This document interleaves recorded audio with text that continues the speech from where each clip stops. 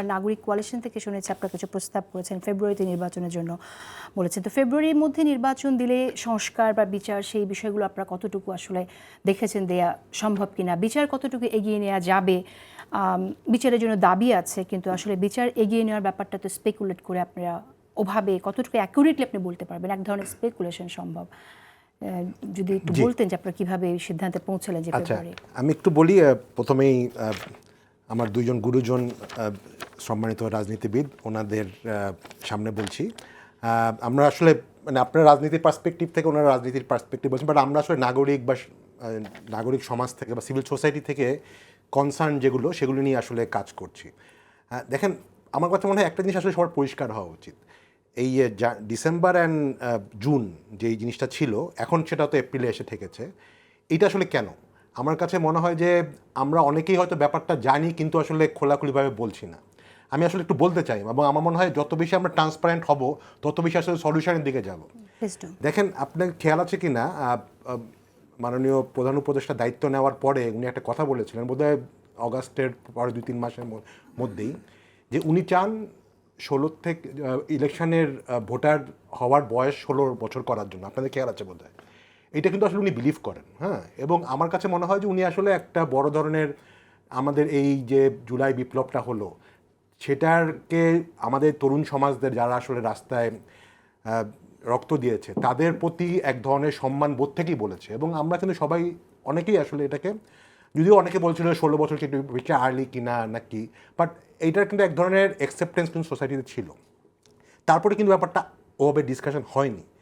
কিন্তু আমরা এখন দেখলাম, আপনি যদি দেখেন, যেই কারণে এত কথা বলার পরও মাননীয় উপদেষ্টা ডিসেম্বর মাসটা সিলেক্ট করেনি বা উপদেষ্টা পরিষদ সিলেক্ট এখনও করেনি, মেইন কারণটা হচ্ছে বাংলাদেশে একটা ইলেকশন আইন আছে। বাংলাদেশের একটা ইলেকশন আইন আছে যেখানে প্রথম 1 জানুয়ারি ও 2 জানুয়ারিতে একটা ভোটার হালনাগদ করা হয়। সে আমি যদি আমাকে যদি সময় দিন একটু উদাহরণ দিই। সে এখন আজকে যেই আজকে কয় তারিখ? 10 তারিখ।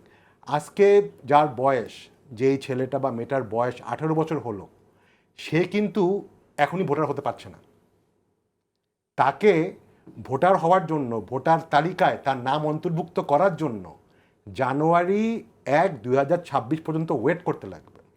কোনো কারণে যদি নির্বাচনী তফসিল সে ফর এক্সাম্পল নভেম্বরে হয়, যেটা বিএনপির দাবি অনুযায়ী যদি ডিসেম্বরে হতে হয়, নির্বাচনী তফসিল কিন্তু আসলে অক্টোবরে হতে হবে, কারণ মিনিমাম 2 মাস কিন্তু একটা গ্যাপ লাগে তফসিল ঘোষণা থেকে অ্যাকচুয়াল নির্বাচনে।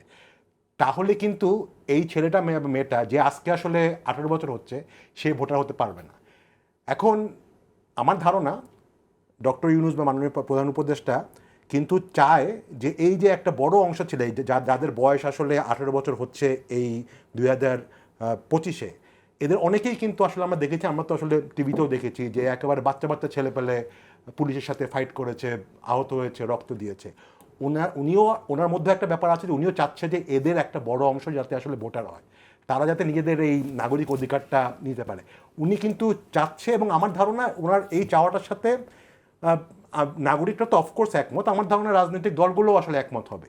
কিন্তু উনি যে আসলে এইটার জন্যই এই জুনের মাসটা প্রপোজ করেছে বা এপ্রিল মাস প্রপোজ করেছে, কারণ এপ্রিল মাস প্রপোজ করলে এটা সম্ভব যে 2025 সালে যারা 18 বছর হচ্ছে তাদেরকে 1 বা 2 জানুয়ারিতে তাদেরকে ভোটার লিস্টে এনলিস্ট করা হবে এবং তারা ভোট দিতে পারবে। এখানে আমার প্রশ্ন হচ্ছে যে আপনি যেমনটি বললেন যে দলগুলো একমত হওয়ার কথা, নিশ্চয়ই আপনারা কথা বলেছেন, কথা বলে এটা এই মেসেজটা আপনারা পেয়েছেন যে দলগুলো একমত হবে, তো তাহলে তো সেটা মানে বেসড অন একটা ওপিনিয়ন, সবার ঐক্যমতের ভিত্তিতেই এটা করতে পারতেন। এখানে কিন্তু আমরা বলছি যে আসলে একটু যদি ট্রান্সপারেন্সি থাকতো, যে কেন উনি আসলে প্রায় বলা হচ্ছে বিভিন্ন রাজনৈতিক দল থেকে আপনি এপ্রিলে কেন বলছেন, কি কারণে, যদিও বলা হচ্ছে সংস্কার বা অন্য কিছু, কিন্তু আমরা সবাই জানি, এবং রিপন ভাই বললো আসলে সংস্কার করতে কিন্তু আমার এতদিন দরকার নাই, অনেক সংস্কার কিন্তু আসলে এতদিন হয়ে যাওয়ার কথা ছিল।